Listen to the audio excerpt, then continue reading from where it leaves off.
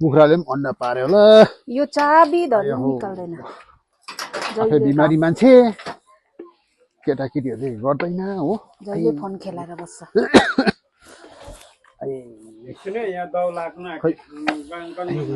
ओ बुहारी ओ छोरा यसो तातो पानी दे न हौ यसो आएछ त कहाँबाट डुलेर लङ्गडे भयो भने डुलेर आउँछ जाऊ तिम्रो बाउले चिया देऊ जहिले गेम के को गेम कसो तातो पानीहरू देऊ न हौ देऊ तिम्रो बाउले चिया कसैमा त जहिले बाजी बस्छ के हो यसो घरमा के गरी बस्छ एकछिन पानी दिँदा सक्छ त लङ्गडे भएर त घरमा बस्नु पर्छ छोराछोरी भएको बुहारी भएको के काम लाग्यो अन्त पनि दिनु सकेन के गर्नु एउटा चाबी धरि निकालेर राख्नु जान्दैन दे तिम्रो बाउले चिया यहाँको च्याङ सुनेर चाहिँ म चाहिँ अब हरेस लाग्यो बरु परै छिमेकोतिर यसो तातो पानीहरू मागेर खानु पर्यो जहिले बाँच्छ आफूले जन्माको छोराहरूले अब बाउ आमालाई हेर्दैन भने त अब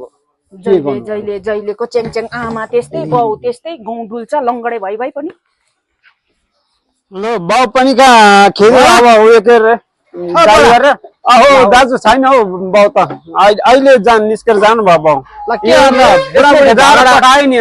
बुढाबुढी झगडा खेल्दै के ससुरा चाहिँ बाउ चाहिँ खेला पठाइ क्या अलिकति गेम खेल्दै थिएँ दाजु खै भएर त्यसरी बाउहरू बुढो पाखामा त्यसरी गाउँ समाजमा त्यसरी नखेदाउनु नि बुढो मान्छेलाई एउटा गर्दैन फोन खेलाएर बसेको गर्छ अन्त बाउ त्यस्तै आमा त्यस्तै एकछिन गेम खेलेको देखि सहँदैन के हो गेम चाहिँ नखेलौँ है लो बाउ कहाँनिर गयो बुढो बाउ लो बोलाएर ल्याउँ त कहाँनिर गयो कहाँ जानु भयो बाउलाई त्यसरी ससुरालाई हेला होचो गर्नु हुँदैन होइन त्यसरी उयो गर्नु हुँदैन तपाईँहरू बाजेर त्यसरी खेदाउनु हुँदैन लु तिमी त के हो अन्त छोरा भएर बाउको माया लाग्दैन लु हिँड बाउ खोज्न कहाँ हौ त्यस्तो भए हुँदैन नि बाउहरू त्यसरी झगडा गरेर खेदाएर कहाँ हुन्छ बिचरा मेरो बडा कस्तो माया लाग्छ अयो मैले त यस्तो सोचेको थिइनँ नि आफ्नो छोराले आफ्नो बुहारीले हेला गर्छ भनेर तर के गर्नु त्यस्तै हुँदछ जिन्दगी भनेको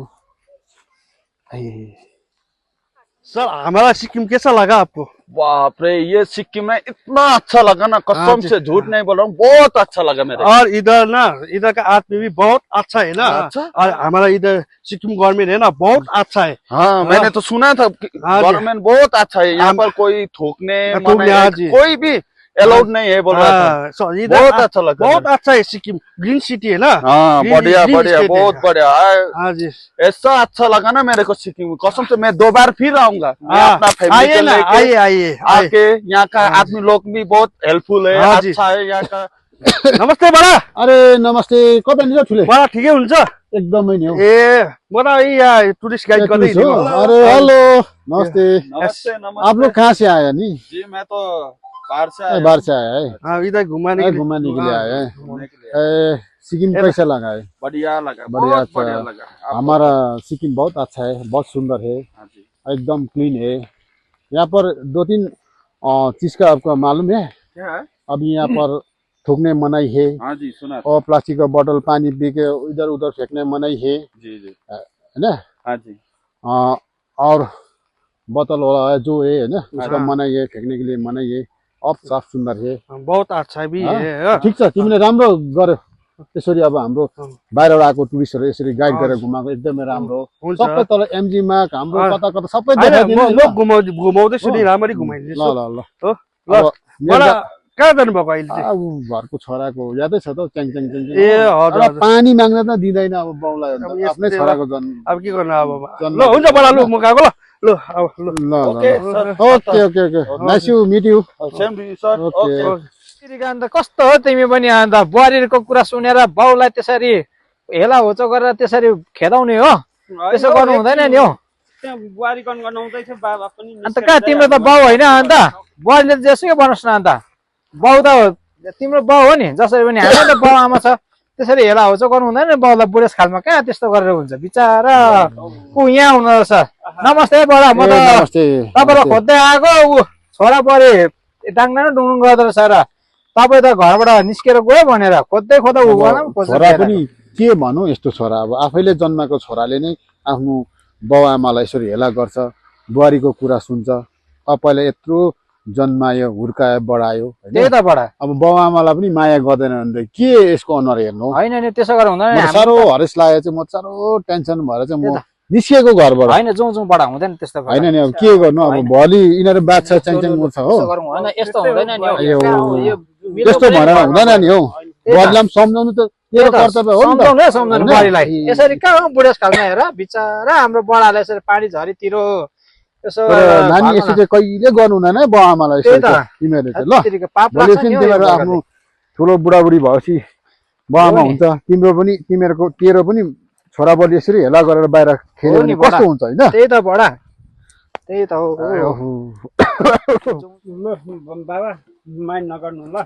के गर्नु यस्तै हो अब अर्काको छोरी होइन बुहारी भएर आयो बडा कता बस्नु हुने म यतै बस्नु पर्यो अघि यहाँ बसेकै हो होइन यहीँ बस्नुहोस् हजुर अलिकति उता बस्नुहोस्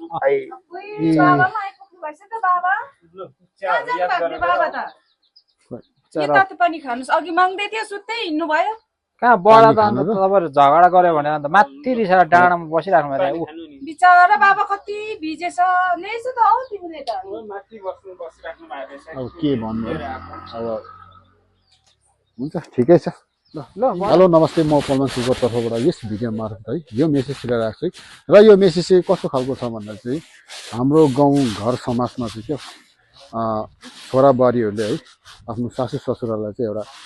हेला गरेको है